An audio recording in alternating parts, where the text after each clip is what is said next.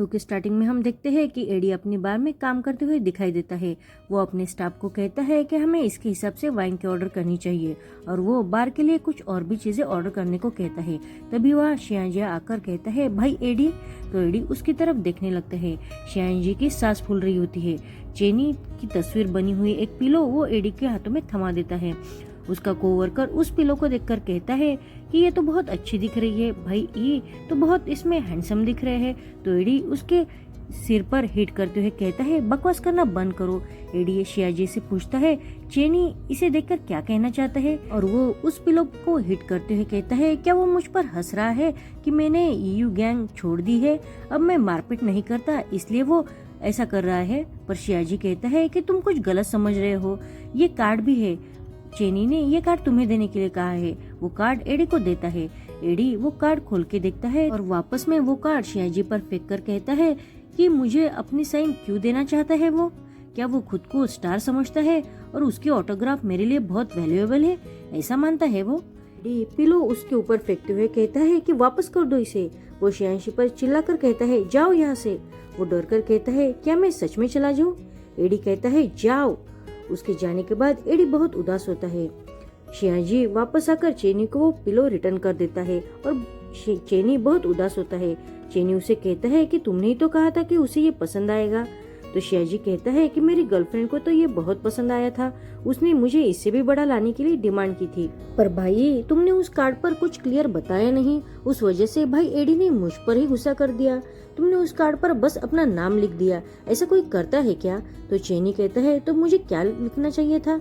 तो चेनी कहता है, तुमने उस कार्ड पर जो एडी से कहना था वो लिखना चाहिए था और तुम्हें उसे वही देना चाहिए था जो उसे पसंद हो।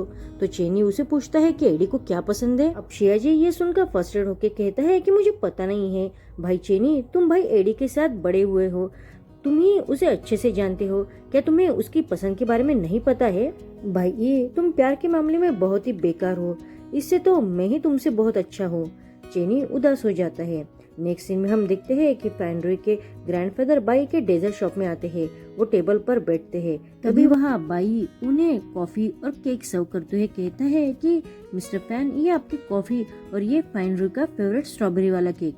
मिस्टर हॉन्ग उसकी तरफ देखते लगते हैं। बाई उनसे कहता है, ये ज्यादा स्वीट नहीं है तो आप इसे ट्राई कर सकते हो, ये स्ट्रॉबेरी से बनाया हुआ है। मिस्टर हॉन्ग बाई को ऑर्गेंटली कहते हैं, बैठ जाओ। बाई उनके सामने बैठ जाता है। वो कहता है, तो तुम मुझे जानते हो तो इसलिए मैं सीधा मुद्दे पर ही आता हूँ। तो बाई कहता है, रुको, और वो अपनी डायरी निकाल उनसे पूछता है, क्या मैं रिकॉर्ड कर सकता हूँ? और वो अपना फोन रिकॉर्डिंग पर लगा देता है। वो कहता है कि मुझे शॉर्ट टेम्पर मेमोरी लॉस का प्रॉब्लम है।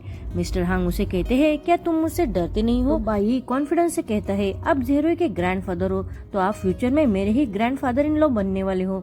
मिस्टर हांग उसे कहते हैं कि तुम्हें मुझसे डरना चाहिए, मैंने तुम्हारे और फैंड्री के प्यार को एक्सेप्ट नहीं किया है और मैं कभी करूंगा भी नहीं। फैंस इसके साथ नहीं रह सकते। तो बाई उसके आंखों में आंखें डालकर कहता है, तो आप फैंड्री को मुझे वापस क्यों नहीं दे देते?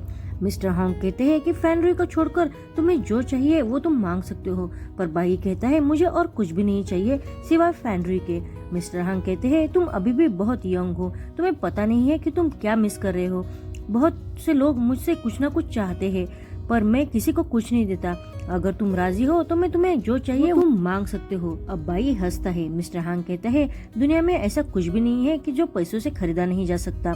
बाई उन्हें कहता है, आप बहुत से चीजों से गुजर चुके हैं, इस वजह से आपको याद भी नहीं है कि आपने क्या क्या खोया है, इसलिए आपको लगता है कि आप पैसों से सब कुछ खरीद सकते हो। अब मिस्टर हांग को गुस्सा आता है। वो गुस्से से टेबल पर अपना हाथ मारते हैं।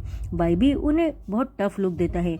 मिस्टर हांग कहते हैं, मैंने तुम्हें लास्ट चांस दे रहा हूँ, बताओ तुम्हें क्या चाहिए? तो बाई भी बहुत कॉन्फिडेंस से कहता है, मुझे फैंड्री हैप्पी चाहिए। मिस्टर हांग अब बाई का ये कॉन्फिडेंस देख के बहुत कंफ्यूज होके उसे देखते रहते हैं। फैंड्री और फैंचिंग बाई और मिस्टर हांग की ये रिकॉर्डिंग बातें सुन रहे थे। फैंचिंग कहता है, मिस्टर हांग बहुत ही डॉक्टर थॉमस है, वो टाइचेंग सिर्फ पर्सनली उसे मिलने के लिए गए थे।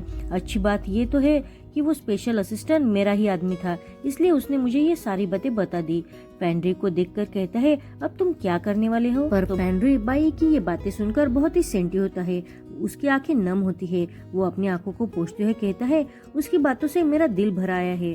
और वो चिंग की तरफ देखते कहता है कि सॉरी, हमें हमारा प्लान एडजस्ट करना पड़ेगा। नेक्स्ट सीन में हम देखते हैं कि बाई डेजर्ट शॉप में काम करने वाली उसकी स्कूलमेट को कुछ टिप्स देता है और कुछ जरूरी इम्पोर्टेंस बातें भी बताता है, पर वो थोड़ी अपसेट दिखाई दे रही थी। तो बाई उसे पूछता है कि तुम्हें क्या हुआ है, तुम बहुत अपसेट दिखाई दे रहे हो। तो वो कहती है, कुछ भी नहीं, क्या तुम जेरू को डेट कर रहे हो? तो बाई कहता है, ये तुम्हें कैसे पता? तो वो बताती है कि जब तुम उस ओल्ड मैन से बातें कर रहे थे तब मुझे तुम दोनों की बातें सुनाई दे रही थी। और वो हैप्पी होकर उससे पूछती है, क्या मिस्टर गुआ ही जेरुई है? एक दिन मैंने अपना वॉलेट स्कूल में ही भूली थी, तब मैंने तुम्हें और मिस्टर गुआ को साथ में देख लिया था। तो बाई अब शाय फील करके हंसने लगता है। वो कहती है, बताओ ना, क्या वो दोनों एक ही है ना? बाई उसे हाँ कहता है। वो आगे कहता है कि ये बहुत ही लॉन्ग स्टोरी है। वो पूछती है, तुमने हाई स्कूल भी फिनिश नहीं किया, क्योंकि उन्हें पता चल गया था, है ना, कि तुम दोनों डेट करते रहे हो? सही कहा ना मैंने? इसलिए तुम्हें स्कूल से निकाला गया, है ना? बाई कहता है, नहीं, मैं तुम्हें इसके बारे में बाद में बताऊंगा। वो ओके कहती है और आगे कहती है कि हम बहुत बिजी है, तो हमें इस डिस्कशन के लिए बहुत टाइम होना चाहिए। बाई उसे हाँ कहता है। तभी वहाँ एक कस्टमर आके अपना ऑर्डर देने लगती है। उसकी दोस्त ड्रिंक बनाने के लिए वहाँ से चली जाती है, लेकिन वो कुछ सोच रही होती है। नेक्स्ट सीन में हम देखते हैं कि बाई अपनी शॉप में होता है। तभी वहाँ एक न्यूज चल रही होती है। न्यूज जॉनहोंग इंडस्ट्रियल के बारे में होती है।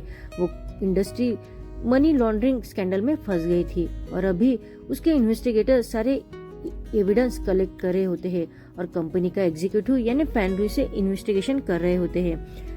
फैंड्री का नाम सुनकर बाई न्यूज का साउंड बढ़ा देता है। नेक्स्ट सीन में हमें फैंड्री अपने ग्रैंडफादर के सामने खड़ा दिखाई देता है। वो एक एक फाइल अपने ग्रैंडफादर के सामने रख रहा होता है और कहता है कि ये सेकंड अंकल की मनी लॉन्ड्रिंग की केस है, ये फर्स्ट अंकल की चीट करने की केस है और ये हमारी आंटी के अफेयर्स का खर्च। ऐसे वो सारी फाइल्स उन्हें बताता है। वो आगे कहता है कि मेरे पास और भी एविडेंस और रिकॉर्डिंग है और वो अपना पेन ड्राइव भी उन्हें दे देता है। मिस्टर हांग उसे कहते हैं कि तुम आखिर चाहते क्या हो? तो फैंड्री उसे कहता है कि मुझे फ्रीडम चाहिए, मैं फैंस को छोड़ना चाहता हूँ। तो मिस्टर हांग कहते हैं कि ये सब तुम उस बेकर के लिए कर रहे हो ना? तो फैंड्री उसे कहता है कि मैं उसे प्यार करता हूँ। तभी वहाँ फैंचिंग आता है। मिस्टर हांग उससे कहते हैं कि मैंने तुम्हें इस पर नजर रखने के लिए कहा था।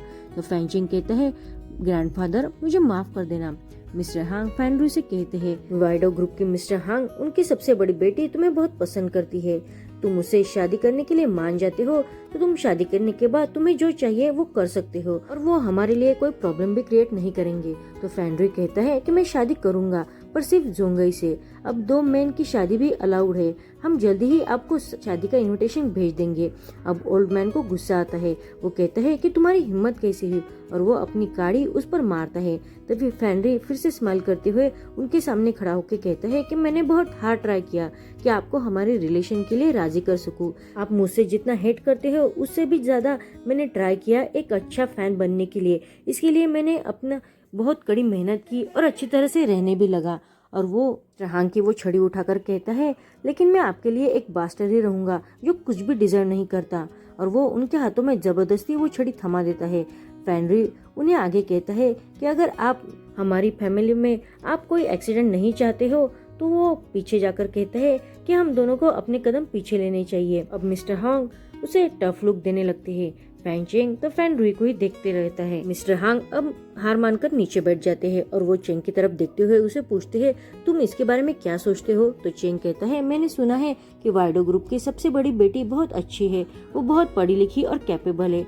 तो फैंड्री उसकी तरफ देखने लगता है। अब मिस्टर हांग उसे कहते हैं, क्या तुम उसे पसंद करते हो? तो चेंग कहता है, मैं एक चांस लेना चाहता हूँ, मेरी भी शादी की उम्र हो रही है। अब मिस्टर हांग के चेहरे पर स्माइल आती है।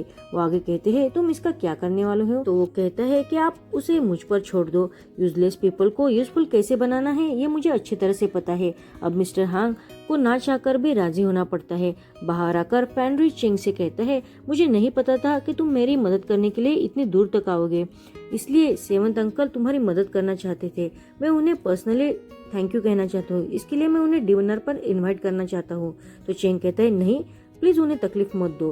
फैंड्री कहता है, ठीक है, ये तुम्हारा मुझ पर एहसान रहा। तो चेंग कहता है, मेरे लिए काम करके मुझे वो रिपे कर सकते हो।